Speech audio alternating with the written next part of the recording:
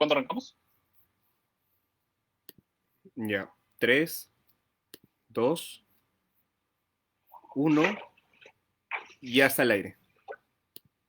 Gracias. Muy buenas noches con todos y disculpen si estaban viendo el exterior. Nada, ahora vamos a contar esta transferencia mediante Facebook Live. De nuevo, el evento está planeado como lanzamiento oficial de Ciudad Más. Ahora nos acompañan tres ponentes que provienen del mercado inmobiliario, la gestión municipal y la academia urbanística, con el objetivo de poder transversar sobre los desafíos que enfrenta la ciudad. Para iniciar, a manera de introducción, primero le doy la palabra a Fernando Velarde, fundador de Ciudad Más, para que explique más sobre esta iniciativa. Hola, ¿qué tal? Bueno,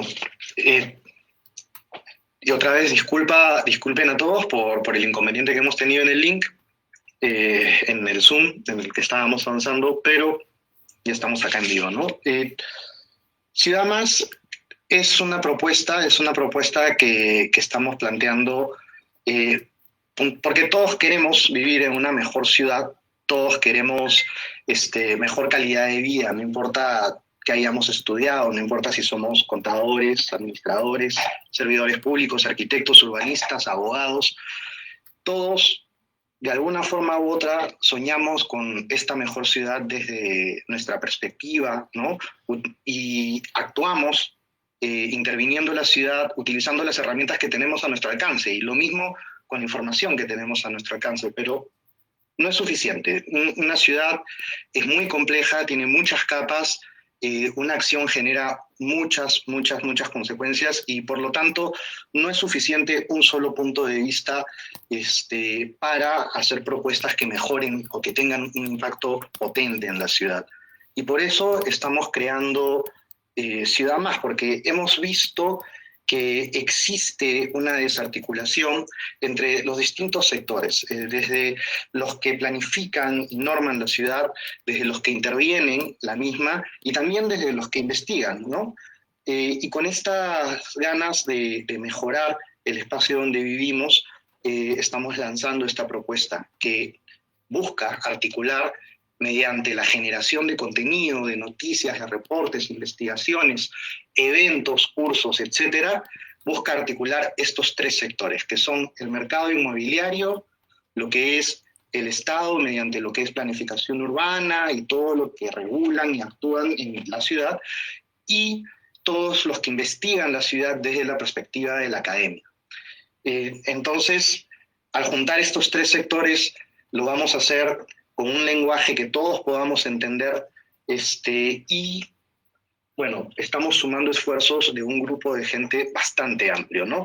¿Quiénes nos respaldan y por qué esta propuesta va a tener un impacto positivo? Bueno, nosotros, particularmente como BEMAS, venimos trabajando, haciendo estudios de mercado en la ciudad, y hemos trabajado a nivel nacional, hemos hecho más de 1.600 análisis urbanos, estudios de mercado, trabajando con el sector inmobiliario y con distintos actores que intervienen en la infraestructura, en nuestras urbanizaciones, y nos hemos dado cuenta de esta articulación y hemos sumado el esfuerzo de la agencia consultora de Dupán, y hemos sumado el esfuerzo de varios agentes, colectivos, periodistas y personas que son realmente apasionadas de la ciudad, ¿no? Dicho esto, también sabemos de que no solamente es suficiente ser un grupo de personas, sino que queremos que los actores que se encuentran actualmente planificando, interviniendo, invirtiendo, investigando, formen parte de nuestro consejo consultivo para poder generar contenido y para poder compartir todas estas visiones, estas distintas visiones de nuestras ciudades, con el fin de mejorarlas. Y así quisiera agradecer al Consejo Consultivo, que venimos ya hace un tiempo juntando un grupo de personas y de empresas desde la Beneficencia de Lima, Plan OK, CONUR, el Instituto Peruano de Derecho Urbanístico, el Green Building Council, además, cual yo represento, Urbana, LIF, Ciclo, el Estudio Murillo, Calicanto, y así como ellos, un grupo de amigos que también son bastante empeñosos y se conocen bastante de su tema, como Cecilia, Lozada, Evelyn,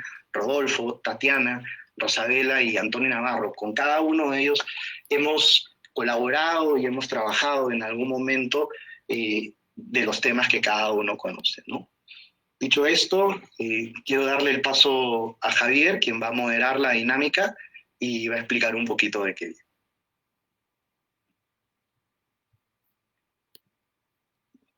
Gracias, Fernando. Ahora sí, vamos a enfocarnos en el tema que nos ha convocado, que es perspectivas de la ciudad de cara al Bicentenario. El sector inmobiliario es uno de los más importantes para el país y naturalmente, digamos, el contexto de la pandemia ha afectado algunas dinámicas y proyectos que están en camino de, digamos, todos los sectores que están involucrados con la ciudad. Por ello, hemos convocado a Diego Abarca, gerente comercial de una importante desarrolladora inmobiliaria, a JD Quiroz, que actualmente es regidora metropolitana de Lima, y a Luis Rodríguez, que es un investigador de CONUR, para dialogar sobre este tema. La dinámica de la sesión va a ser la siguiente. Hemos preparado 4 preguntas que serán dirigidas a cada uno de los ponentes para que nos transmitan la perspectiva de su sector, y cada ponente tendrá 5 minutos para explayarse en relación al tema. Muy bien, entonces comenzamos con la primera pregunta. ¿Se puede pasar la slide, Fernando? Okay. La primera es bastante general, como para iniciar la conversación. En términos generales, ¿cómo ha impactado la crisis del coronavirus a la ciudad de acuerdo a su sector? Y para eso, quizás podamos ir, digamos, comenzando con Diego, luego con JD, Luis, para iniciar cada ronda. Entonces, te dejo la palabra, Diego.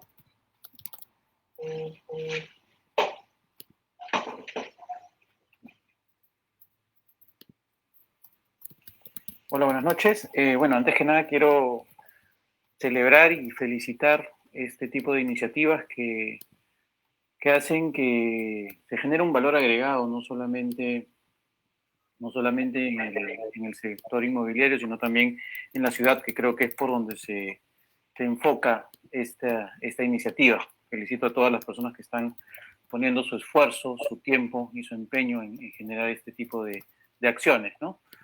Sobre la primera pregunta, ¿cómo ha impactado la crisis del COVID-19 en la ciudad de acuerdo a su sector? Bueno, nosotros somos un sector que no nos encontramos ajeno a los efectos de esta pandemia, que no solamente es una pandemia que nos ha atacado a nivel nacional, sino a nivel mundial.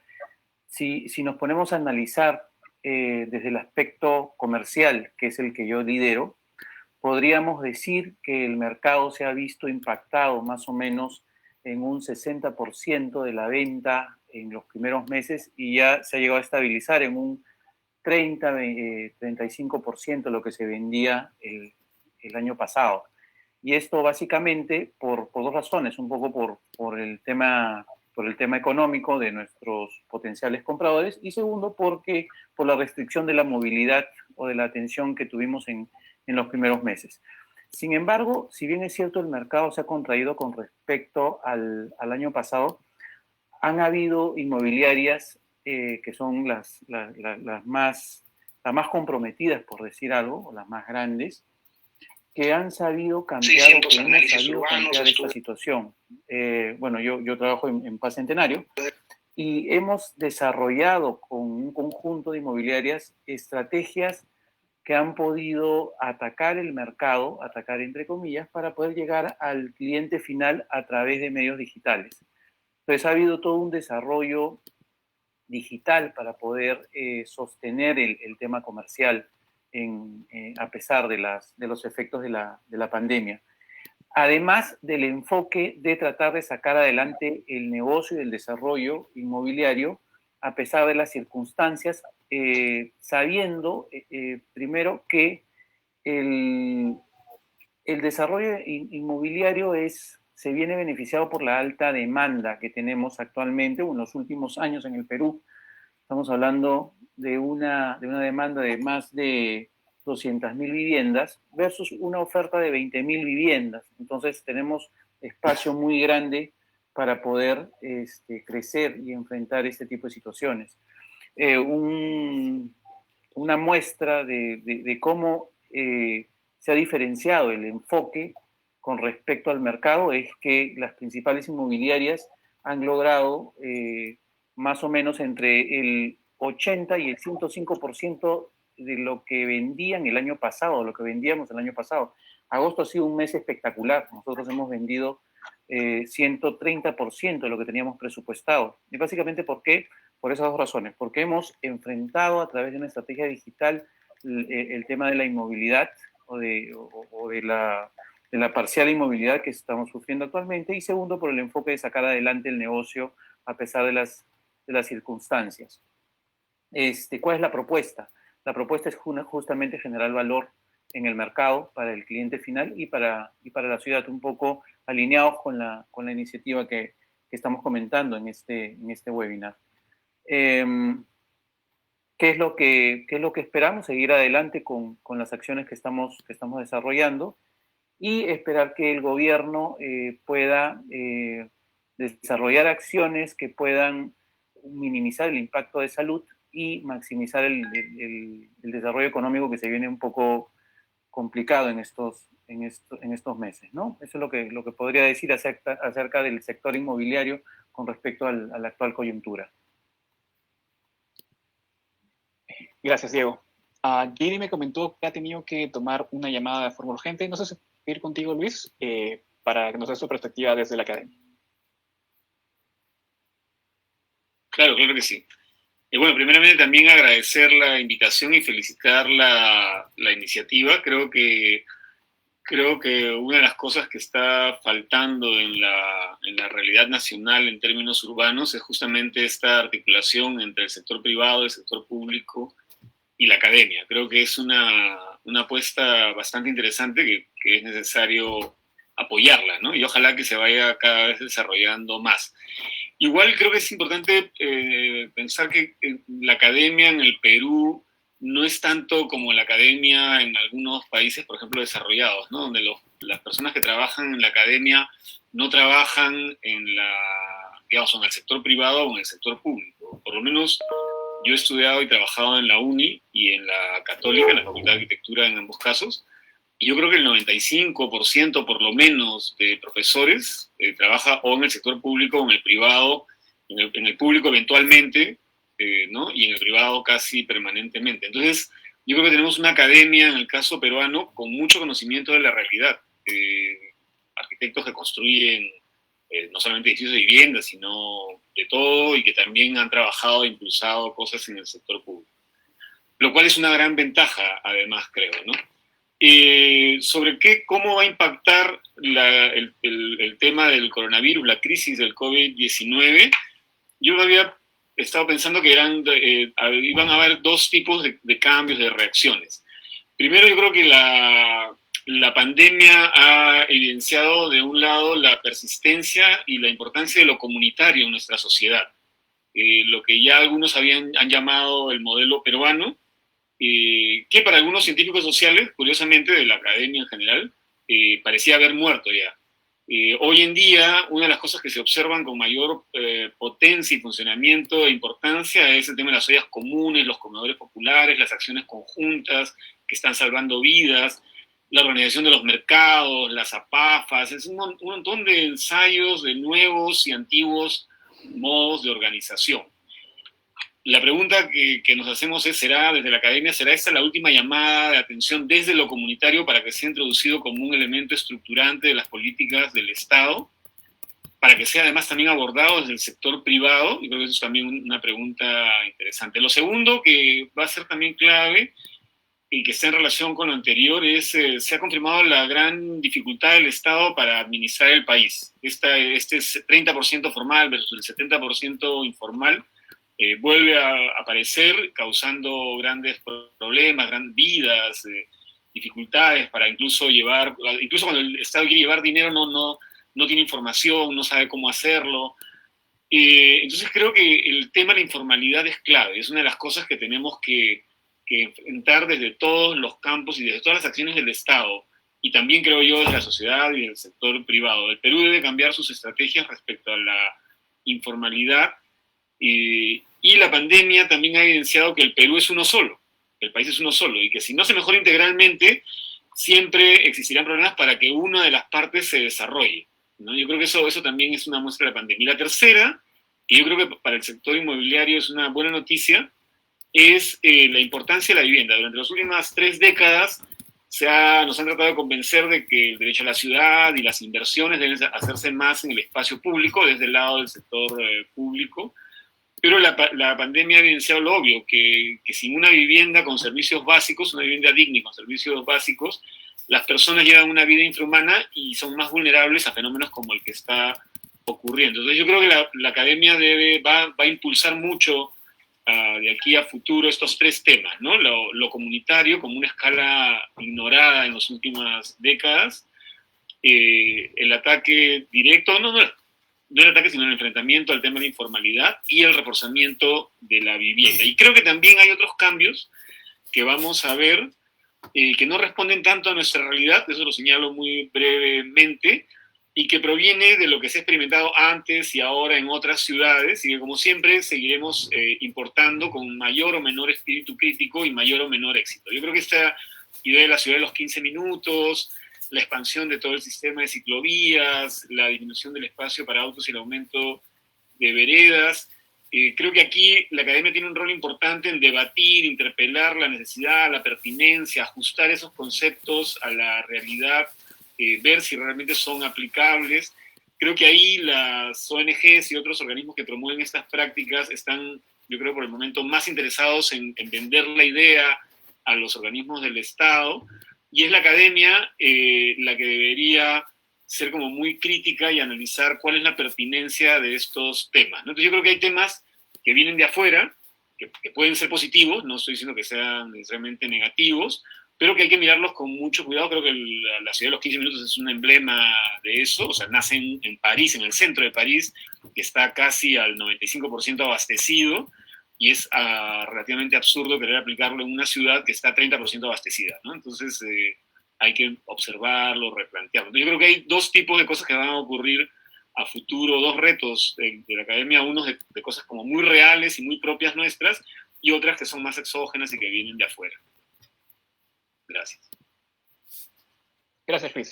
Pues para finalizar este primer bloque, las palabras de J.D. Quiroz, Regidora Metropolitana.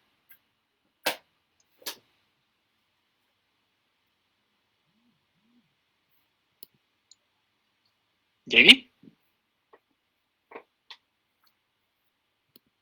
Perdón, estaba hablando, sí. Bien, muchísimas gracias, Javier, a todos los organizadores. Creo que es importantísimo poder tener eventos como este en los que podamos compartir los diferentes actores, ¿no? Las problemáticas que nos ha traído el tema de la pandemia en nuestro país, ¿no? Bueno, de nuestra parte, digamos de la parte edil, involucra o el impacto del COVID en la gestión nos ha traído problemas de gastos no operativos no previstos, ¿no? Básicamente estamos hablando de varios cientos de millones que no han recibido o que se proyectaban haber sido recibidos y que no han podido ser recaudados, básicamente por temas de tributos municipales, y en nuestro caso estamos hablando de 192 millones que está dejando de percibir.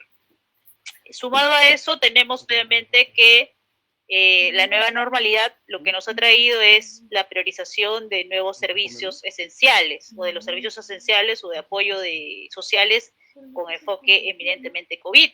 Y que obviamente se han tenido que dar o enfocar un nuevo trabajo también, o una nueva forma de trabajar, que es el trabajo remoto. Obviamente, en todo este paquete que ha habido, el sector construcción o el sector inmobiliario ha sido uno de los más afectados, porque obviamente se suspendieron muchísimas de las obras que estaban siendo desarrolladas a través de la gestión municipal, y no solamente la gestión metropolitana, ¿no? Sino que básicamente en todo el país. Entonces, creo que es una nueva forma de adaptarse a los cambios que hay. Digamos, esta disminución de ingreso municipal acarrea, por supuesto, también una disminución en algunas obras que se tenían proyectadas, que no se han podido ejecutar a nivel municipal, y que sin duda para el próximo año van a seguir generando este problema, ¿no? De hecho, la Municipalidad Metropolitana de Lima hoy en día ha presentado al Congreso de la República, ¿no?, una solicitud para aumento presupuestal de 213 millones, que serían lo mínimo que se ha proyectado para poder continuar haciendo obras de inversión pública, ¿no? Obras importantísimas como, por ejemplo, pues, la de Pasamayito, mejoramiento de vías principales, etcétera, etcétera, que obviamente genera ese match entre el sector construcción con la municipalidad, ¿no? Y sin duda, ¿no?, también respecto a otros organismos públicos descentralizados, ha generado pues un déficit parecido, ¿no? Entonces, creo que se están hoy en día recién reactivando varios de los sectores. Se está priorizando todo el tema de digitalización también de los expedientes, de las mismas solicitudes, ¿no? Pero todo eso involucra también cambios, ¿no?, del mismo funcionario, de los mismos funcionarios que toda la vida han estado acostumbrados a ver papeles y a trabajar con papeles, ¿no?, y a revisar papeles y estar pues en el día a día con estos documentos, ¿no? Entonces, es un cambio interno, ¿no? Y es un cambio que también hacia afuera se tiene que ir adaptando, ¿no?, lo más rápido posible para poder ir acorde también con las necesidades no solamente de los ciudadanos, ¿no?, sino también de los agentes económicos, que es, creo que, lo más importante para que también nuestro país pueda salir adelante, ¿no? Gracias, Jay. Ok, entonces ahorita vamos de lleno a la segunda pregunta, que, digamos, creo que es un poco más la más picante. Entonces, ¿puedes cambiar el slide, Fer? Bien, la segunda pregunta es más directa. En este contexto de recesión, ¿qué tipos de iniciativas esperan o les gustaría a las inmobiliarias y urbanistas de la gestión edil? Y del mismo modo, ¿qué tipo de iniciativas o acciones esperaría la municipalidad de los otros actores involucrados con la ciudad? Para eso primero regresamos al orden. Comenzamos con Diego. Ok, yo creo que la relación que existe hoy por hoy con nuestros entes gubernamentales es buena, ¿no? Porque existe un empeño por sacar adelante la ciudad y facilitar la inversión, sobre todo si se trata de actores serios. Y en ese contexto o en ese aspecto yo quiero ser enfático en que es muy importante que los desarrolladores conozcan el negocio no solamente como negocio de generar rentabilidad, sino conozcan cuáles son las necesidades que el consumidor tiene. Y unas necesidades que se han visto cambiadas a causa de la nueva realidad, ¿no? Un poco tomando las palabras que acaba de decir Luis Rodríguez, se presentan nuevas circunstancias que tienen que ser satisfechas por el desarrollador inmobiliario. En ese contexto de cosas, yo creo que la relación que existe o que exista con la municipalidad es fundamental para poder viabilizar todos los proyectos que tienen que ser sumamente analizados por ambos actores, con la finalidad de lograr un desarrollo ordenado dentro del contexto que nos encontramos. Ahora, ¿qué es lo que pediríamos? Es agilizar los trámites, generar un mayor desarrollo digital para poder estar acorde con la realidad actual, y generar un análisis que pueda ver todos los aspectos de esta realidad, ¿no? No solamente mirar la realidad o en estricto de la ciudad, sino también del valor agregado que le puede generar este desarrollador serio al desarrollo y para poder obtener una calidad de vida en el cliente final, ¿no? Creo que el enfoque actual de los desarrolladores no solamente es generar un buen producto en el proyecto, sino también generar un buen entorno que genere mejoras en la ciudad o en el lugar donde se encuentra desarrollado el proyecto. Para resumir, lo que se quisiera o lo que quisiéramos los desarrolladores de cara a a la municipalidad o a la gestión edil es rapidez, digitalización de todos los trámites para ir acorde a los nuevos tiempos. Gracias, Diego. Entonces, seguimos con JB.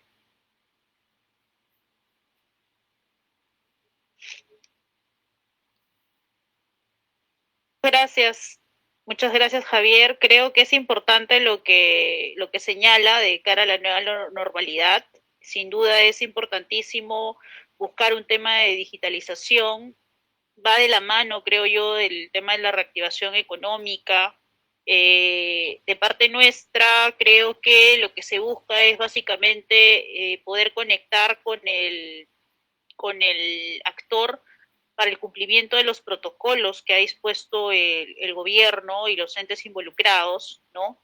Y también mucha versatilidad e innovación en las iniciativas privadas que hoy obviamente requiere que puedan ser también canalizadas hacia la municipalidad, ¿no? Creo que ahí hay bastante también por discutir, por digamos, promover, ¿no? Para poder ir avanzando. Lamentablemente en sí, en general, la administración pública tiene bastantes candados que al final buscan que, por ejemplo, no hayan temas de corrupción, pero al final estamos viendo que no necesariamente ha funcionado en la realidad, ¿no? No necesariamente ha funcionado y creo que más allá de trabas o de pasos que se están poniendo día a día, creo que es un tema ya de personas, ¿no? Es un tema de cuánto en verdad están involucrados en hacer un trabajo coordinado, tanto los actores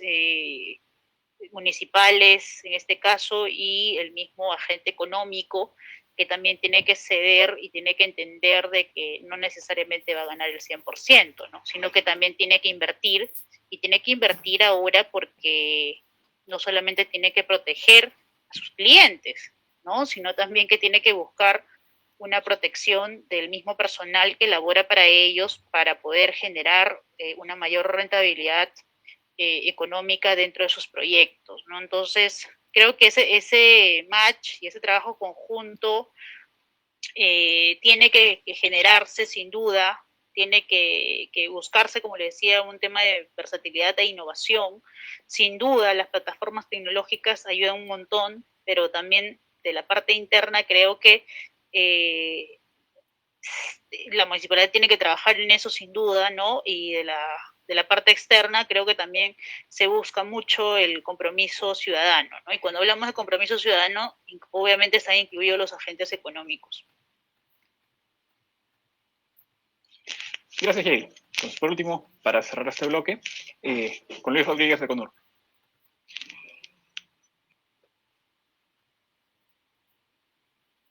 Sí, yo creo que o sea, si vemos el país, el país es como una máquina que está marchando al 30%, ¿no? El 30% tributa, el 30% construye, digamos, siguiendo las normas, el 30% paga seguridad social, el 30%, eso es una máquina del 30%. Entonces, yo creo que hay que enfrentar con mucha fuerza el tema de la informalidad. Y tenemos que lograr que esa informalidad vaya pasando del 30 en un plazo X al 50, al 70, al 80, en fin. Obviamente hay países que están peor que nosotros. India tiene un 90% de informalidad y México creo que está cerca del 80%. Pero también hay muchos países como Chile, que es el ejemplo para muchas cosas, que ha reducido su informalidad enormemente y creo que ahora está en 20%, no sé exactamente la cifra. Entonces, pero lo primero creo que es cambiar el discurso sobre la informalidad. Debemos ser conscientes que el tema de la informalidad es un tema que está mirado con una óptica demasiado legalista. Entonces, en tanto entendamos que la informalidad es lo que está al margen de la ley, vamos, digamos, esto lo dicen bastantes estudiosos, vamos perdiendo la partida. Entonces, primero hay que entender que a tener una perspectiva histórica, o sea, la informalidad viene de hace muchísimos años. En el caso en el caso latinoamericano, la informalidad en realidad viene casi desde el inicio de la colonia. O sea, desde que llegan los españoles se instaura como un doble régimen aquí, ¿no? Y empieza además, como ya lo ha mostrado Quirós en su libro Historia de la Corrupción, empieza también la historia de la corrupción. Entonces la ilegalidad, la informalidad y la formalidad han ido avanzando paralelamente y en ningún momento se ha quebrado esa continuidad. Entonces ahí tenemos que mirar la informalidad con otros ojos, desde una óptica más histórica también. Los urbanistas deberíamos leer la historia de la corrupción en el Perú y probablemente escribir la historia de la corrupción de las ciudades también, para comprender qué es lo formal, qué es lo informal y qué es lo ilegal, que son tres cosas que no necesariamente son las mismas. Y yo creo que si lográsemos nosotros empezar a ampliar la frontera de lo formal, o sea, todos ganaríamos. Entonces yo creo que ese debería ser el objetivo. Yo creo que hay, bueno, el segundo tema es el de la vivienda, que también hay que cambiar la óptica. Tenemos un enorme déficit de vivienda, tanto cualitativa como cuantitativamente. Entonces ahí ya está el déficit, o sea, ya está la necesidad, ya está la demanda. Pero claro, hay una serie de problemas para que esa demanda pueda ser satisfecha. Con la pandemia hemos visto que el Estado tenía guardado 75.000 millones de dólares en reserva y no los había usado para, por ejemplo, resolver parcial o totalmente el déficit de vivienda. Entonces, eso pudo haber sido una acción del Estado durante los últimos 10 años, pero no, se prefirió ahorrar en lugar de resolver el tema, por ejemplo, de la vivienda, que hubiese activado además el sector privado inmobiliario en particular. Entonces, creo que también la mirada sobre la vivienda hay que cambiarla. Finalmente es un negocio, hay que aceptarlo, o sea, la construcción de la vivienda es un negocio y hay que aceptar eso y tratar de promoverlo porque al mismo tiempo eso permite la mejora de las condiciones de vida de una gran parte de la ciudadanía. Entonces esto plantea un reto al gobierno porque esta puede ser la oportunidad para romper con esta ausencia de política urbana, que es trágica. El Estado no tiene una política urbana. El Estado tiene una serie de políticas fragmentadas, contradictorias. El estudio de Grade, que ha sido mostrado hace aproximadamente un mes y medio, demuestra que los traficantes de terrenos y los promotores de invasiones, ¿qué es lo que están vendiendo? Lo que venden es expectativa. ¿Expectativa de qué? Expectativa de que el Estado va a llegar después y te va a poner el muro de contención, la escalera, el agua, el desagüe, te va a dar el bono de techo propio. Entonces, claro, el Estado está invirtiendo ahí una cantidad también importante. Entonces, claro, lo que tiene que hacer el Estado es tener una política urbana primeramente y enmarcar su política de vivienda dentro de esa política urbana.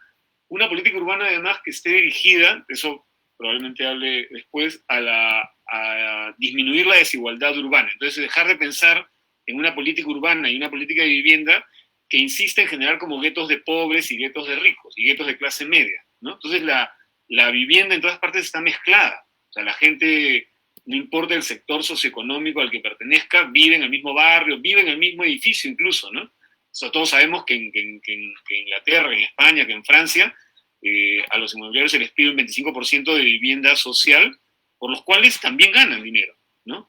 Pero que permite que en el mismo edificio haya gente de todos los sectores socioeconómicos. Entonces, creo que ahí hay uno de los grandes problemas que tenemos, que es el racismo, del que muchas veces no se habla mucho cuando se habla de arquitectura, ciudad, urbanismo, es justamente la imposibilidad de construir una sociedad con un objetivo común en el cual todos estén mezclados siguiendo el mismo objetivo. Entonces, creo que hay muchos retos en los cuales está involucrado el Estado, los municipios, el gobierno central y el sector privado para poder hacer de esta una sociedad menos desigual y más unida también. Gracias, Luis. Y de hecho, sí, eso que comentas es realmente importante, ¿no? Y creo que una crítica a todo lo que ha sucedido, lo que hemos experimentado, es esto de, bueno, al parecer sí había plata, ¿no? Y creo que no se ha utilizado de forma estratégica y eso de forma transversal en muchos sectores, digamos, del Estado peruano, ¿no? Pero pasamos a la tercera pregunta, que esto está más referida a algunos cambios actuales que está experimentando el sector inmobiliario. Más allá del, digamos, del coronavirus, el 2019 al 2020 hubieron varios cambios a nivel de normativas sobre infraestructura que han cambiado drásticamente la forma en cómo, digamos, diversos actores se aproximan a lo que es el negocio inmobiliario, a lo que es, digamos, la ciudad como tal, ¿no? Que son, por ejemplo, cambios en el bono de vivienda, la construcción de ciclovías, requisitos para el techo propio, y claro, ahorita estamos con el proyecto de reactivación económica encima, ¿no? Entonces, la tercera pregunta es esta. ¿Creen que estos cambios serán importantes? Y según usted, bajo su propio criterio, ¿cuáles creen que afecten más a su respectivo sector? Entonces, de nuevo, comenzamos primero con Diego. Sí. A ver, están vislumbrándose o visualizándose cambios bien importantes que favorecen el desarrollo de proyectos más amigables con el medio ambiente, ¿no? Y yo quiero un poco incidir en ese tema, que me parece sumamente importante porque no solamente le generan calidad de vida al cliente, sino también generan un impacto muy positivo en el proyecto y en la ciudad o en el lugar en donde se encuentran emplazados. Sí, para nosotros los desarrolladores significa un mayor esfuerzo, no solamente de económico, sino también de diseño y de pensar las cosas mucho más a fondo. Pero creo que al final de cuentas esa especialización impacta positivamente en la ciudad e impacta positivamente también en el negocio, porque el hecho de especializar el sector hace que se llegue, o las personas que lo desarrollan sean personas, la industria o las empresas que desarrollan este negocio sean personas, industrias mucho más dedicadas, mucho más especializadas, valga la redundancia, y generen mayor valor o mayor perfección, si cabe el término, en el desarrollo de nuestros proyectos. Al margen de eso, creo que también el hecho de que el gobierno esté promoviendo los bonos o a través del Fondo Mi Vivienda para el sector medio y sector C y el segmento C, también promueve e impulsa el desarrollo inmobiliario, ya que evidentemente ayuda a que a esas personas que les faltó un poco para poder obtener las facilidades, no solamente de crédito, sino también de precio o para alcanzar al producto, lo logren, sino también genera un mayor alcance en el mercado para poder seguir desarrollando vivienda. ¿Qué creo que es lo que está haciendo falta? Es un poco mirar tal vez al segmento medio, que también es un segmento bastante importante en traccionar la economía del país. Yo creo que ahí el gobierno no debería dejar de mirar a este segmento y tratar de impulsar a través del apoyo de normas y apoyo económico para que estas personas puedan obtener la vivienda. Yo creo que desarrollando, impulsando este segmento, podríamos generar muchísimo desarrollo, no solamente económico, sino también patrimonial a los usuarios finales. Y el hecho de contar de que una persona del segmento B cuente con un patrimonio genera una riqueza directa e indirecta, porque genera mayor impulso, mayor esfuerzo para poder lograr comprar o cancelar tu vivienda, y hace que ese impulso sea compartido por todos los miembros de la familia. Entonces, si bien es cierto, hay muchas acciones que el gobierno está generando para poder promover la vivienda social, yo creo que también no debería descartar o dejar de ver al segmento, a la clase media, donde hay, creo, también muchísimo potencial para poder generar desarrollo económico a nivel país, ¿no? ¿Qué es lo que estoy esperando, qué es lo que estamos esperando en los próximos años? Que ese impulso continúe. Estamos convencidos de que el gobierno es un actor importantísimo en el desarrollo inmobiliario, y creo que uno de los focos del gobierno va a ser justamente eso, ¿no? Satisfacer la demanda de vivienda que es enorme acá en el país. Yo creo que eso va a beneficiar no solamente al desarrollador, sino también al cliente final y sobre todo al país, porque va a generar riqueza patrimonial que como consecuencia tiene bienestar social en la sociedad, ¿no? Gracias, Diego. Y de hecho lo que mencionas con respecto a las clases medias creo que es sumamente importante. Y de hecho algo que se venía diciendo a nivel general era que Perú estaba ampliando esa clase media, pero lamentablemente la pandemia puede golpear duro ese sector. Lo importante es que se tomen acciones para evitar que ese retroceso sea drástico, ¿no? Muy bien, ahora para continuar, le doy la palabra a Jay. Y creo que es importante lo que señala.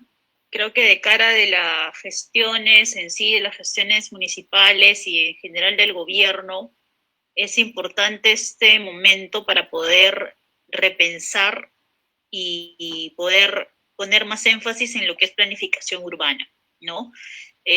Lamentablemente este tema tiene un factor político, ¿no? Lo que son tanto los planes o los reajustes integrales de zonificaciones, los planes específicos o un cambio de zonificación X, tiene pues, además de un proceso técnico, un proceso político que es a través de las comisiones de desarrollo urbano de las distintas municipalidades, tanto intervienen las municipalidades distritales y después las provinciales, ¿no? Y eso lo que genera hoy en día, hasta hoy en día, o lo que ha generado hasta hoy en día es mucha demora en este tipo de tramitación y no solamente demora, sino que también incluso a veces genera algunos indicios de corrupción, ¿no? Creo que al final eso creo que es un factor en el que tanto el actor como el mismo funcionario tiene que, digamos,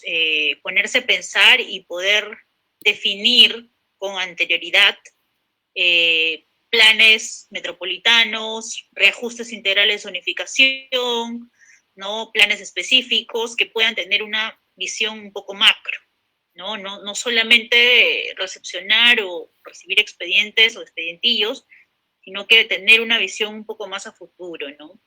En ese camino, en el caso de la Municipalidad de Lima, en ese camino estamos, ¿no? Con algunos problemas, como te digo, de índole, de falta de simplificación, incluso administrativa, que no únicamente corresponde a la misma entidad, sino que a veces están también determinados en las leyes.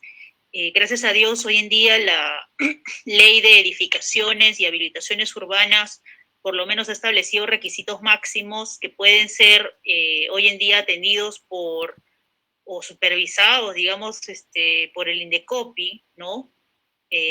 Digamos, ayuda bastante, ¿no? Porque obliga un poco a los gobiernos regionales que puedan acogerse a estos requisitos máximos y no, digamos, empezar a incorporar algunos otros como antes lo hacían, ¿no? Creo que es un gran paso, creo que es algo que busca poder, digamos, tener dos aspectos. Lo primero es que, obviamente, con estos expedientillos, el trámite sea mucho más rápido, ¿no?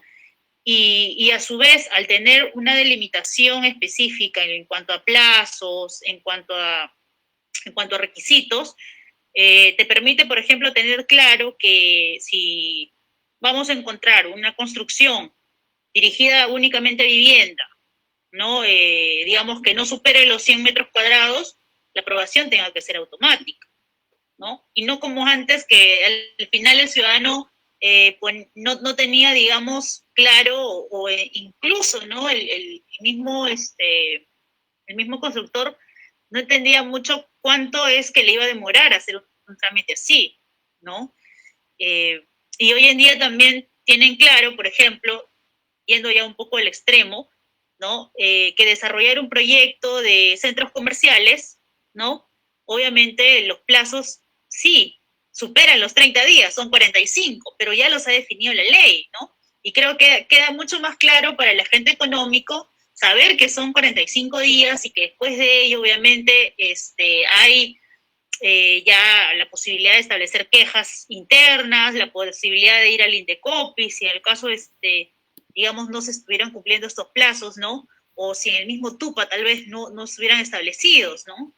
Pero creo que son pasos importantes que, uno, ayudan al agente económico, aligeran un poco o, digamos, determinan un poquito mejor la cancha del funcionario que tiene que hacer estas actuaciones internas, ¿no? Y a su vez permite que se haga también una descarga interna y que permita poder hacer el otro enfoque que es importante, que es la planificación, ¿no? Y poder determinar en un distrito X cuáles van a ser las zonas que en efecto van a ser zonas comerciales, cuáles van a ser las zonas de vivienda, ¿no? Y cuáles van a ser tal vez algunas zonas, obviamente, de protección, ¿no? Creo que ese es un factor importante. Otro de los temas que también creo que tiene vital importancia es el tema del centro histórico, ¿no? Creo que ahí falta un poquito más de nuevo o de enfoque normativo. Creo que tiene que tener un enfoque distinto de cara a un poco flexibilizar y promover la reconstrucción del centro histórico, hacer que nuestro centro histórico sea mucho más vivo, mucho más rápido en cuanto a los procedimientos que tiene que seguir uno ante el Ministerio de Cultura, por ejemplo, ¿no? Y no obviamente buscando pues la desprotección del mismo, ¿no? Sino que ayudando a que en verdad se pueda atender, por ejemplo, un trámite antes que la vivienda se caiga, ¿no? Y que realmente permita que la persona que está interesada en reconstruir pueda tener las facilidades de hacerlo. Creo que ese es un reto pendiente todavía, ¿no? No se le está dando, creo yo, de parte de, como le digo, del Poder Ejecutivo, de los mismos legisladores, todavía está, digamos, esta facilidad o, digamos, un tratamiento, sí, de protección extrema, que sí se la da, pero también de generar que la reconstrucción pueda realizarse de una manera mucho más ágil, ¿no? Y creo que ahí el Ministerio de Cultura es un ente fundamental para que pueda ayudar a este, digamos, a este nuevo centro histórico o digamos, al renacimiento del centro histórico, ¿no? Buscando que este sea un espacio mucho más que sin duda mantenga, digamos, la riqueza arquitectónica que tiene, pero que sin duda también sea mucho más vivo, ¿no?, de lo que tenemos hoy en día. Gracias, Jenny. Aprovecho acá una breve interrupción para solo anunciar que una vez terminadas esas 4 rondas de preguntas, vamos a recibir preguntas del público. Si alguno tuviera alguna, puedes clicarlo en el Facebook, en el chat de Facebook Live, y vamos a leer algunas para comentárselas a los ponentes. Muy bien, seguimos con Luis de Conurbo. Sí, quiero empezar por lo que mencionaba Heidi, el énfasis que ha puesto en la planificación urbana, que de hecho es importante en nuestro medio. Hoy en día, en general, el urbanismo y en particular la planificación urbana tiene un giro diferente a la, digamos, a la planificación tradicional y al urbanismo tradicional.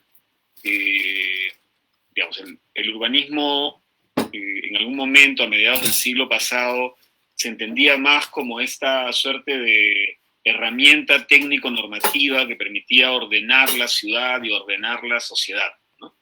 Y yo creo que hoy en día el urbanismo en general se entiende más, y la planificación también, como una herramienta de negociación y como una posibilidad de lograr nuevos pactos sociales. Y en un país como el nuestro, regreso al 30% formal y el 70% informal, una de las consecuencias, una de las causas, perdón, de esta diferencia entre lo formal y lo informal es que de alguna manera el Estado le ha dado, se podría decir, la espalda a un sector de la población.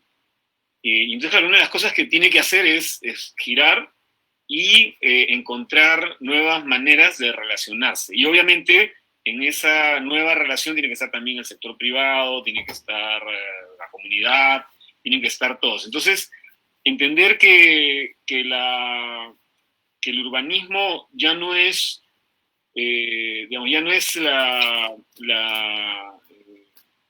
disciplina de unos cuantos expertos que saben perfectamente de dónde van a ir las cosas. No digo que eso haya dicho Heidi para nada. Unos sabios, arquitectos, urbanistas, sociólogos, geógrafos que te van a decir cómo hay que hacer las cosas, sino que hay un conocimiento técnico, pero también la población sabe lo que quiere, hay distintos actores, está el sector privado, está la sociedad civil, y entonces hay que conversar, hay que discutir, hay que pactar. En las últimas semanas hemos visto un poco ahí una situación un poco crítica en la Municipalidad de Lima, y no lo digo para generar polémica ni nada, pero han habido algunos intentos de reajuste de zonificación en Lurín, medio al margen de la población. El Congreso, por ejemplo, está por aprobar una ley para actualizar la fecha para la formalización de las viviendas ocupadas en los últimos, no me acuerdo exactamente la fecha, más o menos del 2010 al 2014, 15. Entonces, claro, ahí hay una serie de desencuentros, de conflictos, que yo creo que van en contra de este espíritu nuevo del urbanismo, de ser mucho más democrático, de ser más un pacto social.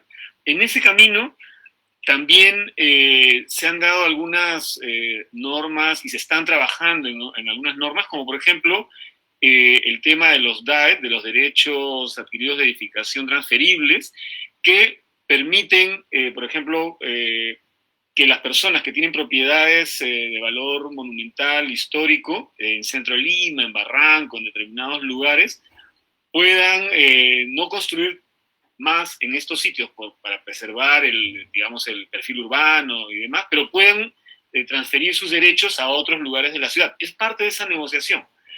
El tema de las plusvalías, ¿no? Si el Estado está haciendo, el gobierno, por ejemplo, está haciendo la línea 2 del tren eléctrico y va a generar un cambio fundamental en las estaciones, en donde van a estar las estaciones.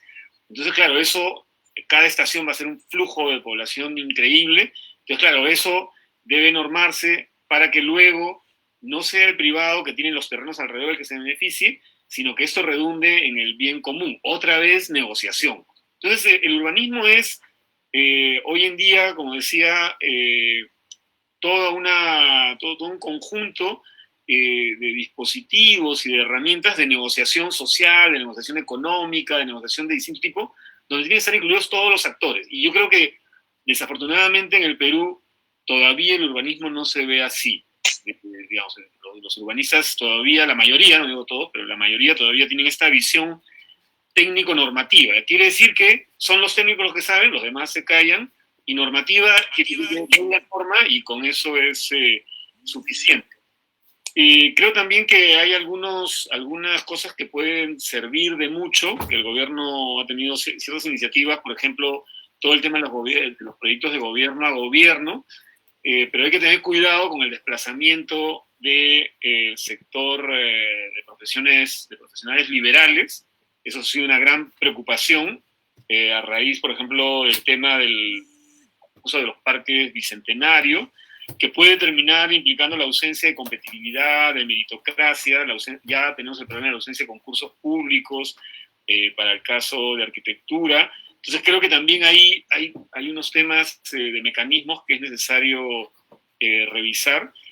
Y de hecho que han habido, ustedes señalan algunos de estos cambios en los bonos de mi vivienda, en el tema del aumento del monto del bono de techo propio y demás, que creo que todavía podrían mejorarse si se integran dentro de una política más general. Y yo creo que por último, antes de la crisis del COVID, no hay que olvidarnos que veníamos de la crisis de la corrupción, ¿no? Con todo el escándalo de Odebrecht.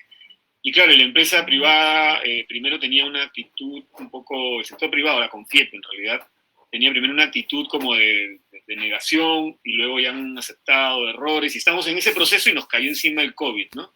Entonces yo creo que también hay, creo, como esa necesidad otra vez, ¿no? De establecer nuevos pactos entre el sector privado, el sector público, la sociedad. Creo que podríamos decir que esto que Hernando de Soto llama el modelo mercantil ha llegado a su fin. Hay gente que dice, hay unos webinars que anuncian el fin de la etapa neoliberal.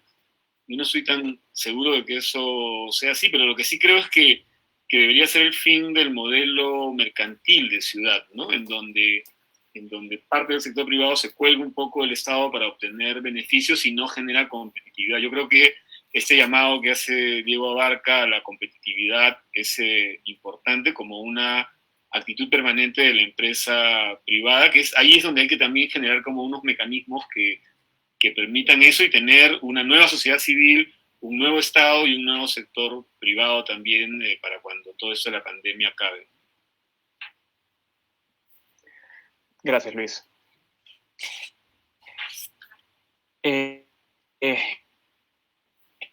Y ya con esto vamos a la cuarta y última ronda de preguntas. Para concluir, básicamente en la retrospectiva, bueno, en su diversidad de años ya en el país. Entonces, ¿nos puedes cambiar el siguiente slide? Sí.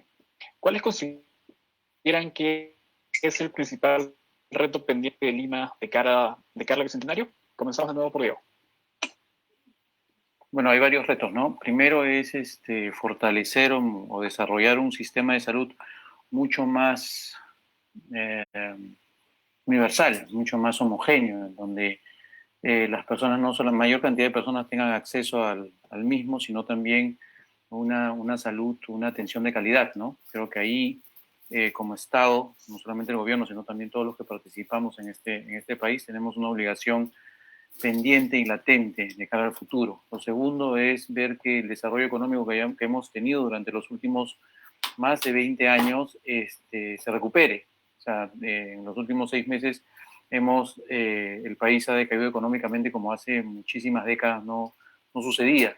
Este tema es circunstancial. Yo creo que a través de medidas específicas que incentiven el desarrollo económico o la inversión, no solamente estatal, sino también privada, podríamos salir adelante en un tiempo bastante prudente, ¿no? Y revertir esta situación y volver por la senda en la cual nos encontramos hasta antes de la pandemia.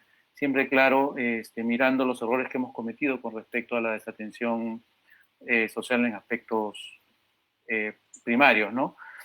Con respecto al desarrollo inmobiliario, yo creo que hay muchísimo que avanzar a través de la planificación de todos los actores, gobierno, desarrollo inmobiliario. Tenemos una demanda específica, latente, alta, que puede favorecer el desarrollo inmobiliario, pero creo que ese desarrollo tiene que ser bastante ordenado y orquestado pues por reglas claras, ¿no? Y por una agilidad que sí es necesario en el desarrollo de cualquier actividad económica. Agilidad me refiero en la autorización de normas, pero siempre cuidando el bienestar no solamente del actor económico, sino también de todo el conjunto, ¿no? Consumidor final, ciudad, desarrollador inmobiliario. Yo creo que sí se puede lograr concertar, que todos estén contentos, entre comillas, a través de un trabajo en equipo y viendo cuáles son los intereses comunes, ¿no? Yo creo que sí se puede llevar adelante ese desarrollo ordenado. Lo hemos logrado en el tema económico. Creo que el desarrollo urbanístico también es posible. Es viable sabiendo que existen las ganas y que existe una gran demanda, ¿no? Específica, y sobre todo que también eso va a generar riqueza y desarrollo económico para todos. Básicamente eso es lo que espero, ¿no? Un apoyo, menor corrupción, que desaparezca la corrupción a través de controles. Lo que no puedes controlar se te escapa de las manos a través de entes auditores, y un apoyo al desarrollo económico y social creo que es fundamental. Tenemos la oportunidad, creo que sí, está dado el terreno, está dado el camino, está dado el campo. Creo que la receta es conocida, simplemente hay que esforzarse y nos espera muchísimo trabajo, muchísimo esfuerzo de parte de todos, pero creo que el foco es claro, ¿no? Gracias, Teo. Entonces, ahorita seguimos con JD, tomar la perspectiva desde la gestión municipal. Sí, creo que tenemos varias tareas pendientes. Yo cuando justamente hablaba del tema de simplificación y fortalecimiento en el tema técnico, creo que me parece vital que eso se dé sin duda, pero creo que eso no está divorciado de ninguna manera de la participación ciudadana, ¿no? Y ahí sí creo que es importantísimo el tema de la cohesión social y la legitimidad social que tiene que tener estos instrumentos de planificación urbana, sin duda. Lo cierto es que hoy en día, tal cual está diseñado digamos, la forma en cómo se aprueban estos, que sin duda son importantísimos, por ejemplo, reajustes integrales de unificación, planes de desarrollo urbano, ¿no? En fin, la forma en cómo digamos, se aprueban, se tramitan o se determinan estos, genera que no haya lo segundo, ¿no? Porque creo que el cumplir simplemente con una publicación, que es lo que te dice la norma, publicítalo, en una página web por más de 45 días, no garantiza que ello se dé, ¿no? Y creo que eso es algo que sí tiene que cambiar sin duda, ¿no? Porque si no, vamos a tener este problema de que al final, pues, el vecino o los vecinos que al final, digamos, tienen esos cambios, no están a veces ni siquiera enterados al momento en que se aplica, ¿no? Y eso es porque, lamentablemente, en la cadena, muchas veces el último actor, que es la distrital, no genera o no se preocupa en que realmente esta publicación o esta publicidad en efecto se pueda concretar en la realidad, ¿no? Como te digo, eso no basta pues con la publicación de una ordenanza o de un proyecto en la página web por X número, ¿no?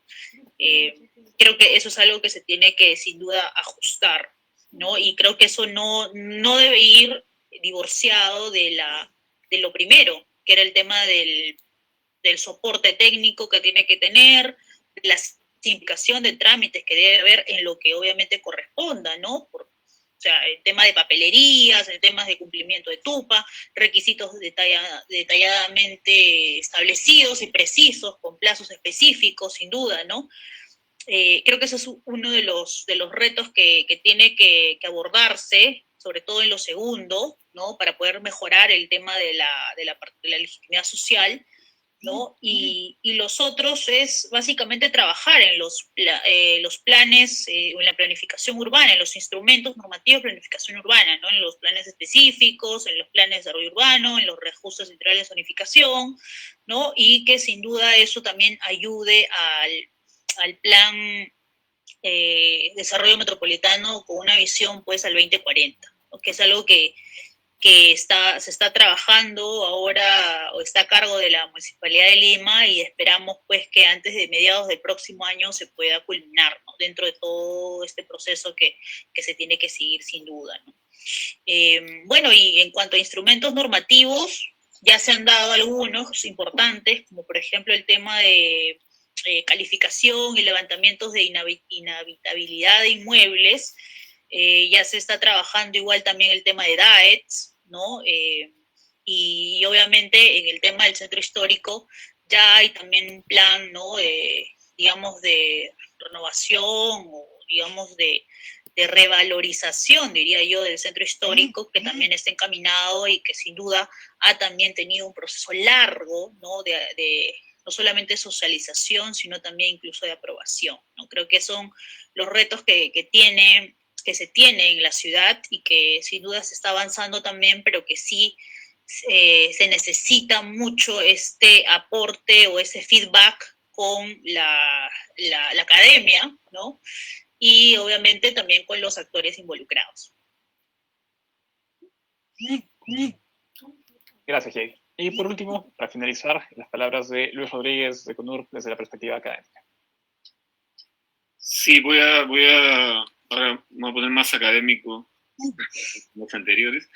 Yo quiero recuperar el pensamiento de Basadre, que con ocasión del Bicentenario es clave, ¿no? Y que lo está recuperando Carmen McEvoy, que está a cargo de la Comisión del Bicentenario justamente, y que nos recuerda que la promesa de la República no se ha cumplido, ¿no? Es decir, tenemos 200 años de República y la promesa de la República era tener una República de ciudadanos con las mismas oportunidades. Y sabemos que eso no es cierto. Entonces, claro, la pregunta es ¿por qué no se ha cumplido? Y las respuestas son varias. Yo creo que todos los que hemos hablado esta noche hemos tocado muchas de las razones y hemos dado algunas de las soluciones para tratar de salir de este entrampamiento y para lograr justamente esta república de ciudadanos con las mismas oportunidades, que en términos urbanos se debería traducir en una ciudad de ciudadanos con las mismas oportunidades, aunque sea un poco redundante, ¿no? Y eso sabemos que no es así. La ciudad no es una ciudad, el COVID lo ha evidenciado de una manera dramática y drástica. No es una ciudad que le dé a todos los ciudadanos las mismas oportunidades de vivir, que eso ya es como súper grave, ¿no? Entonces, yo quería regresar a una de las cosas, intentando ahí desglosar un poco una de las razones que Basadre esgrime para hablar de por qué no se ha logrado esto, alguna otra de las razones. Y él dice que una de las razones es que no se lograron formar élites desde los méritos. Eso lo escribía Basadre en los años 1950, 1960. No se lograron formar élites desde la meritocracia, desde los méritos, sino más desde los vínculos sociales y amicales. Entonces, claro, las élites, digamos, las élites técnicas, intelectuales, en realidad pertenecían a la misma élite económica y social. Quiere decir que los arquitectos, al hablar de urbanismo, arquitectos y urbanistas, eran en realidad miembros de las familias ricas. Y entonces, esa ausencia de una élite, digamos, autónoma, intelectual autónoma, técnica autónoma, impidió, entre otras cosas, eso. Y yo creo que hoy estamos en una situación distinta. Yo creo que hoy en día hay una élite intelectual, técnica, hay arquitectos, ingenieros, urbanistas, en fin, hay un montón de profesiones liberales que son la nueva élite intelectual, que no pertenece a la élite socioeconómica necesariamente, ¿no? Entonces yo creo que eso es una gran oportunidad, es un paisaje social diferente, totalmente diferente al que Basadre vio, y que sí nos permite una nueva posibilidad.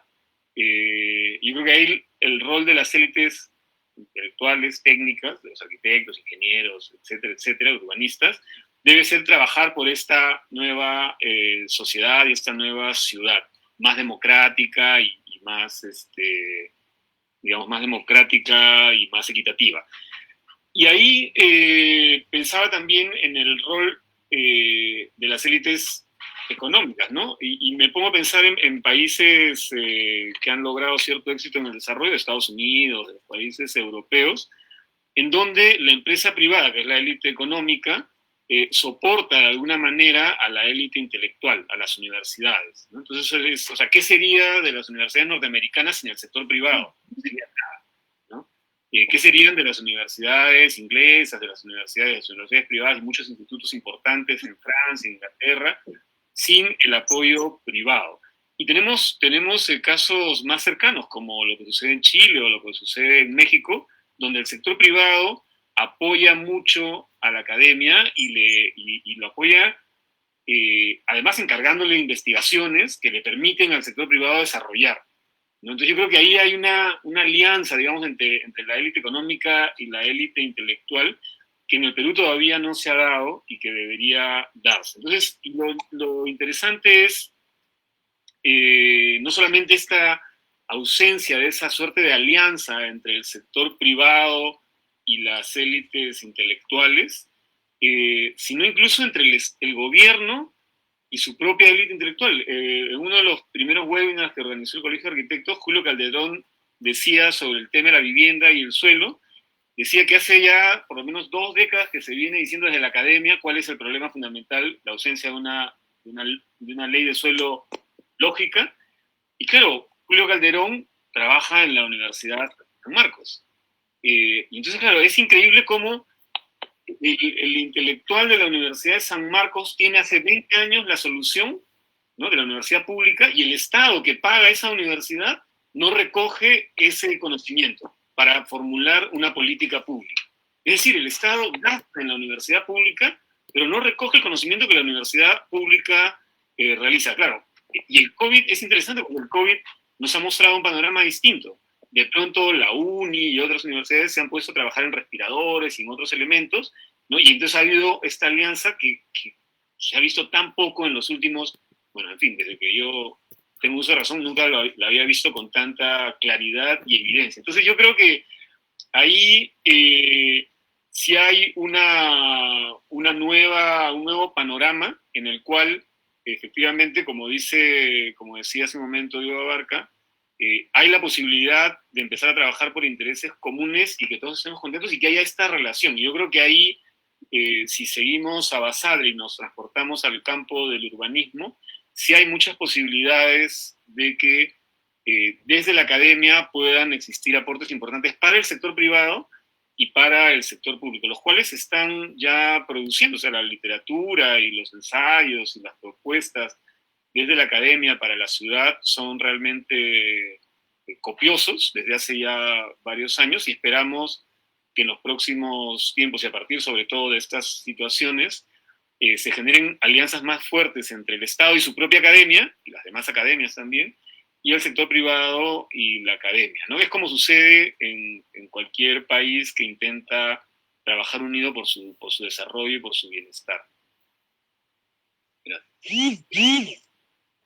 Dale, Luis. Gracias por tus palabras. Y con esto concluimos esta ronda inicial de preguntas del equipo de Ciudad Más hacia nuestros ponentes. Muchísimas gracias por participar y por su tiempo. Y ahorita abrimos una ronda de preguntas hacia el público. Actualmente nos estamos transmitiendo por Facebook Live. Algunos, si desean, tienen una pregunta puntual hacia alguno o más de un ponente, puede dejarla por escrito y pasaremos a leerlas. Ahorita comenzamos una primera pregunta que es para empalmar con lo que ha venido diciendo Lucho. Es esta. ¿Cómo podríamos mejorar el diálogo y el trabajo en conjunto de todos los actores que trabajan en la ciudad, tanto el privado, el público y la academia? Y quizás, claro, ahorita muchos ya se ha explayado un poco en ello, se la dejo abierta si la quieren tomar para Diego y para Jairi, mientras recibimos las preguntas del público.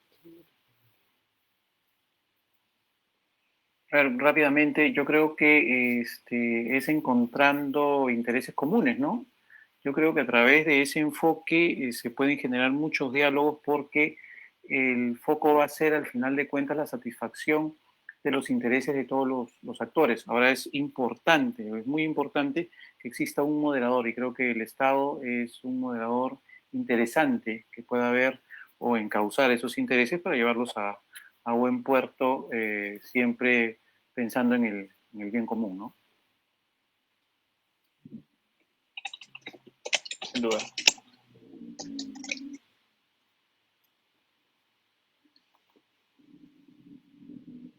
Una siguiente pregunta va con relación a lo que, digamos, el año pasado, más que creo, vimos una explosión de micromovilidad, sobre todo por los llamados scooters eléctricos, que por momentos se volvieron sumamente populares, había mucha gente utilizándolos en la ciudad, y claro, esto llevó a una serie de desafíos a nivel normativo, porque, como bien sucede, a veces la tecnología está un paso adelante de todos los demás, ¿no? Y claro, el incremento de uso de ese tipo de scooters, por ejemplo, llevó a desafíos para las inmobiliarias, para las municipalidades que tenían que regular y normar su uso, etc.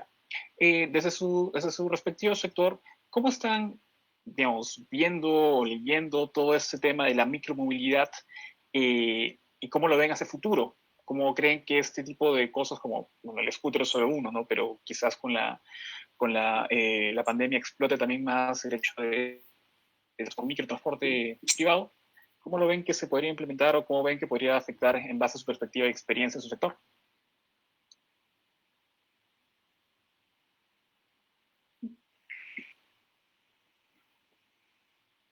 Javier. Sí. Dale, Jay. Sí.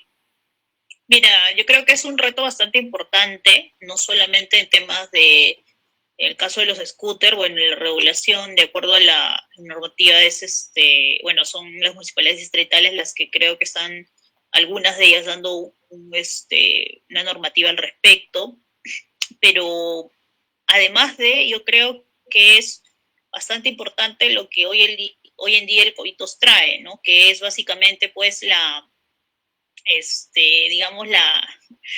el reordenamiento de lo que en verdad en términos académicos entendíamos dentro de la pirámide de transporte, ¿no? Que era básicamente tener primero al peatón, después al ciclista, ¿no? Y obviamente después a los vehículos, los buses, digamos, de transporte masivo y finalmente al auto.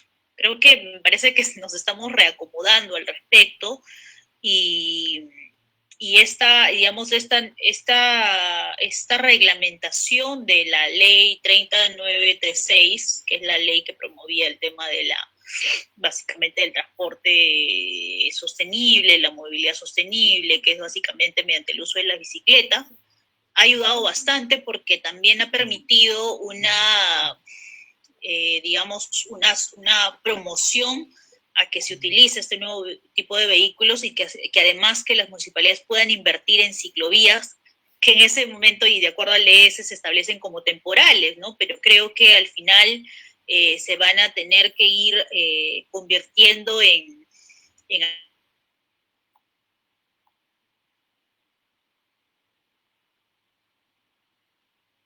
algunas de estas ya después de los estudios de demanda que se hagan digamos, de las vías en permanente.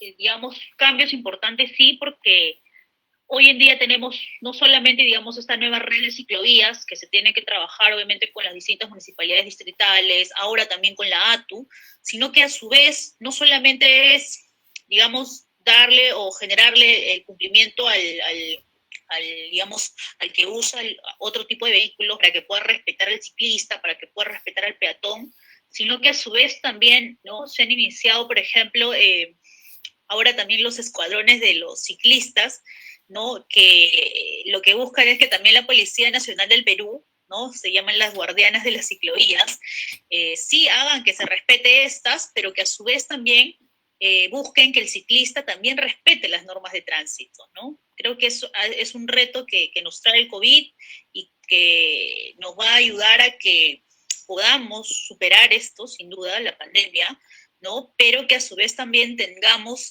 finalmente o estemos finalmente aplicando esta pirámide de movilidad sostenible que es tan importante para las ciudades y los países. Gracias. No sé si alguno me quiere tomar preguntas respecto de la micromovilidad y desafíos que presenta para tanto los desarrolladores inmobiliarios como para quienes observan todo el espacio público.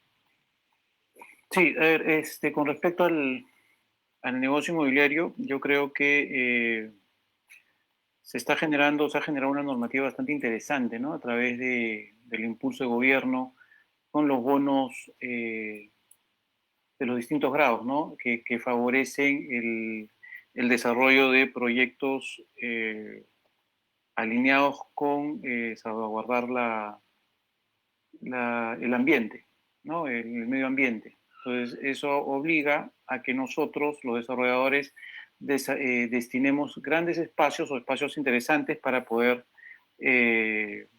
para estacionar bicicletas, ¿no? Pero ¿cuál es el beneficio que se obtiene desde el desarrollo inmobiliario? Es que nos permiten generar mayor altura, con lo cual podemos rentabilizar el negocio, ¿no? Rentabilizar más el negocio. Yo creo, y otra vez regresando a los intereses comunes, ¿no? Ahí estamos atacando aspectos bien, bien interesantes que satisfacen las necesidades de todos los actores. El gobierno mejorando la calidad del desarrollo alineado con beneficio ambiental, el cliente final que tiene la oportunidad de adquirir un departamento en un proyecto que le permite o que favorece su salud, ¿no? Y el desarrollador que también genera mayor negocio, generando bienestar en todo sentido.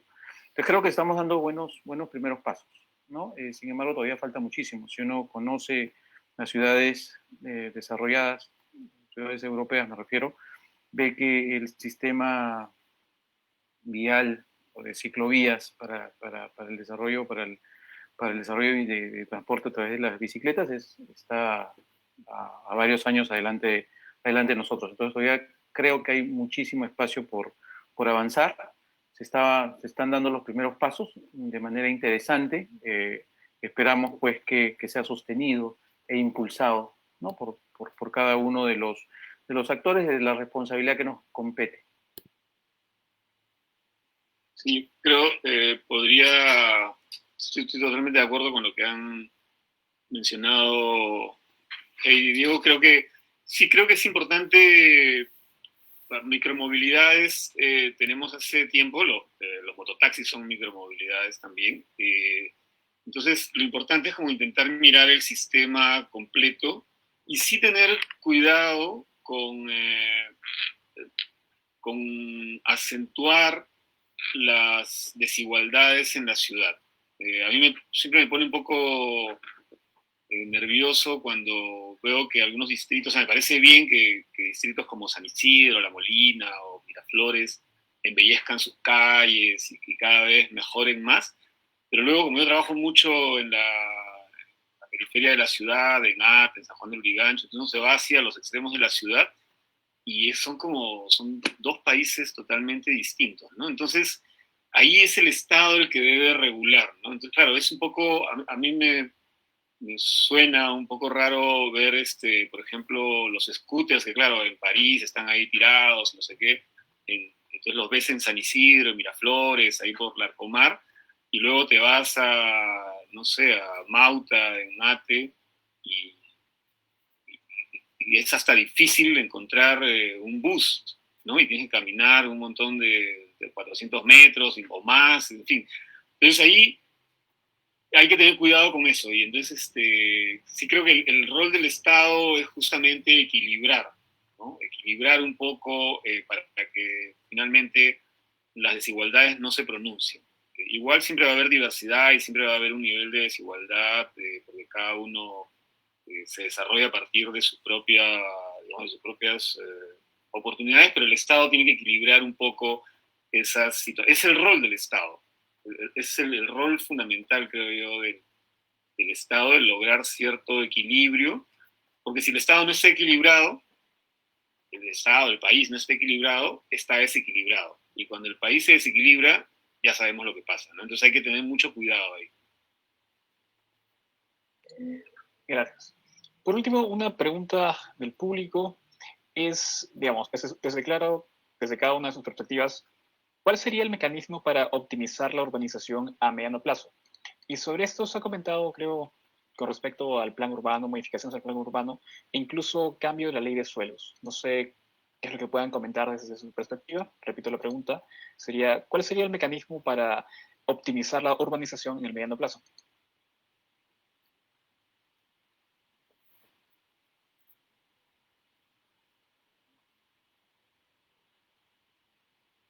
No, puedo empezar. Yo creo que lo primero es una política urbana, como decía hace un momento. Creo que hay que tener una política urbana integral, que además sea una política urbana que entienda la diversidad del país y que entienda la diversidad de las ciudades. La política urbana, por ejemplo, ahora con los planes que se están haciendo para la reconstrucción del norte, muchas ciudades pequeñas que no están en el norte, sino que están en otros lados, quieren mandar a hacer sus planes urbanos con el RADBUS que se ha producido para las ciudades del norte. Y son situaciones absolutamente diferentes, ¿no?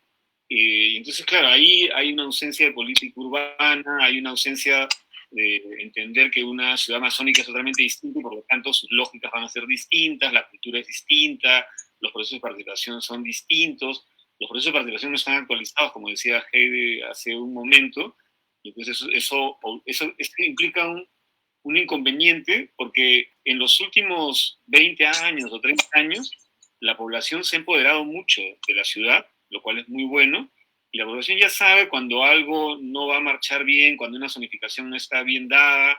Entonces nada se saca tratando de irse por la tangente, porque lo único que va a suceder es que eso se va a detener.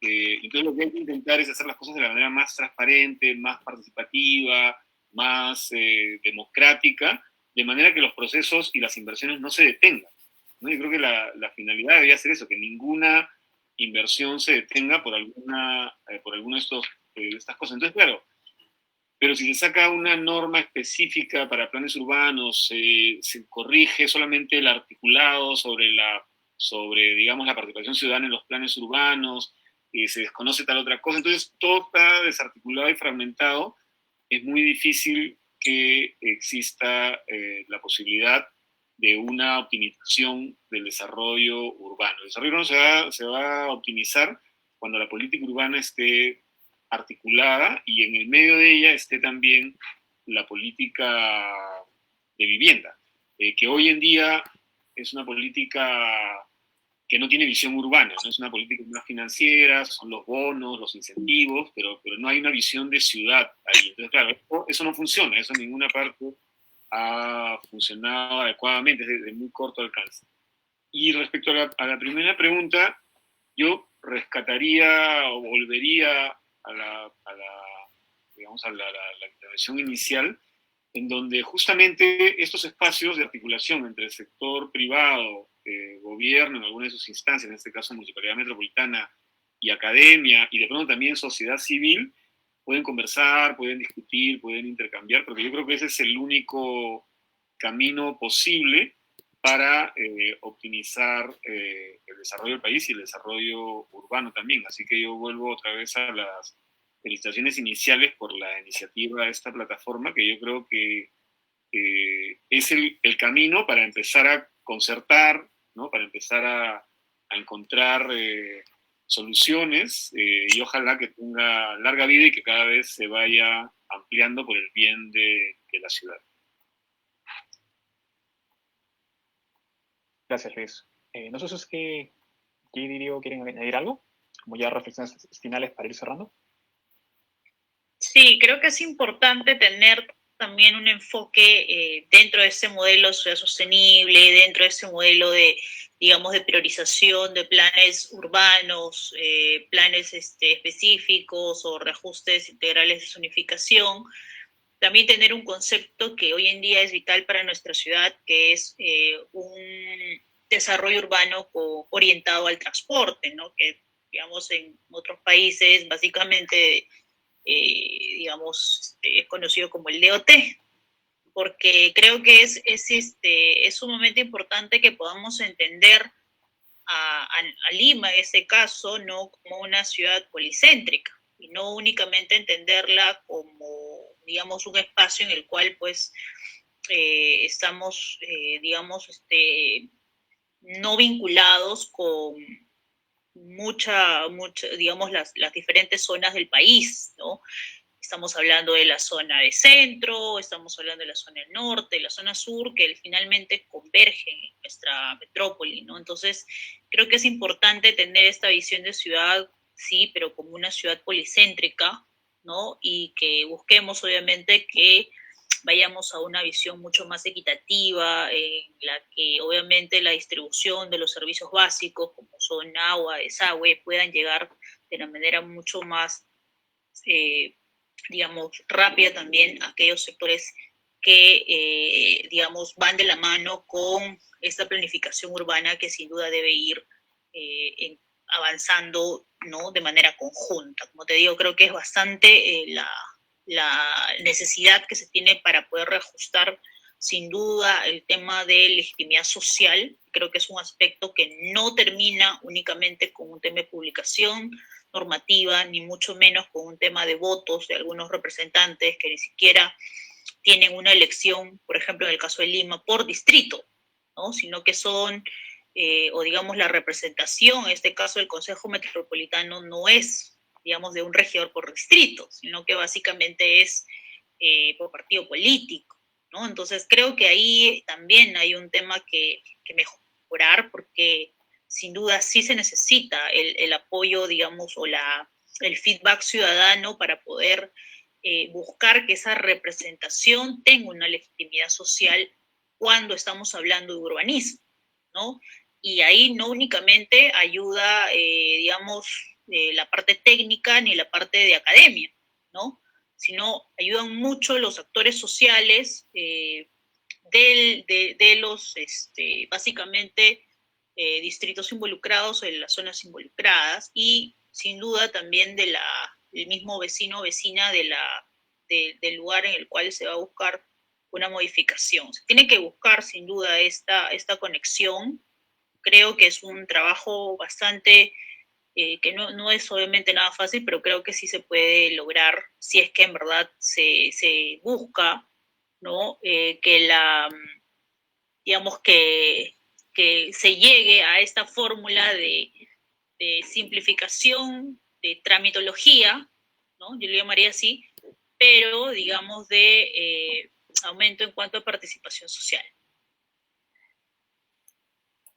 Gracias, Jay. Bueno, por Por mi lado creo que es importante, recogiendo un poco lo que dice Luis y JD, la visión holística, ¿no? Mirar todas las partes y entenderlas, con la finalidad de, si se propone algo y se desarrolla algo, no afectar los otros aspectos de los actores que confortan o que comportan la sociedad, ¿no? Hemos tenido muchísimos ejemplos a través de los cuales una buena iniciativa se ve frustrada porque no se pensaron en los intereses o en las necesidades de todos los actores. Entonces esa visión holística es importantísima para poder llegar a buen puerto.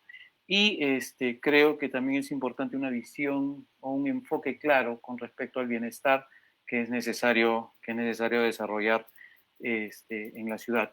Y por último, el diálogo, ¿no? Un diálogo claro, escuchando, pero también dando a entender el porqué de cada política, cada decisión con respecto al desarrollo urbanístico, alineado con las necesidades de todos, ¿no? No solamente empresariales, sino también sociales y de Estado. Creo que una visión clara es importantísima, muchísimo orden y transparencia en cada una de las decisiones, en las normativas y en las acciones que debemos realizar, ¿no? Dale, gracias, Diego. Y bien, ahí ya por motivos de tiempo, lamentablemente no podemos tomar mayores preguntas. Yo de nuevo quisiera reiterar los agradecimientos de parte de todo el equipo de Ciudad Más hacia los ponentes, hacia Diego, JD y Luis. Y, digamos, todas las personas que trabajamos algo, que estamos interesadas en lo que respecta a la ciudad, tenemos a quizás verlo desde uno de esos tres ángulos, ¿no? Desde la gestión municipal, la gestión pública, desde el mercado inmobiliario y también desde el urbanismo y la academia.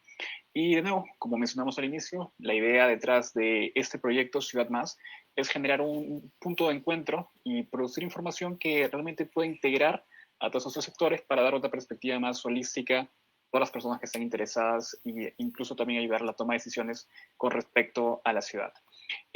Más se va a lanzar como portal web, no sé si puedes ayudarme con el slide, Fernando, el 17 de septiembre. La web va a ser ciudadmas.com, no, ciudadmas.p, si no me equivoco.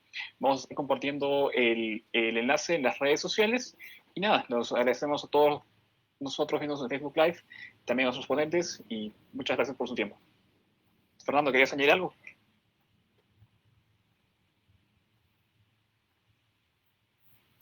Estás muteado, perdón.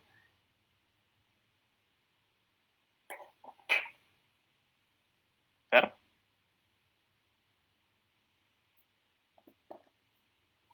Fernando, no se te escucha, estás muteado.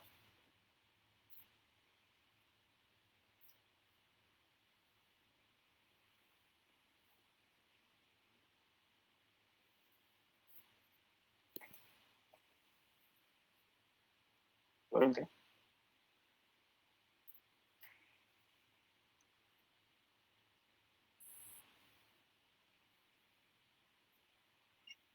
Dale, bueno, no, creo que no tengo problemas de audio, pero dale, entonces lo dejamos aquí. De nuevo, gracias a todos por su asistencia. Nos vemos en el siguiente evento de Ciudad Más. Chao, chao. Muchísimas gracias. Hasta luego. Muchas gracias.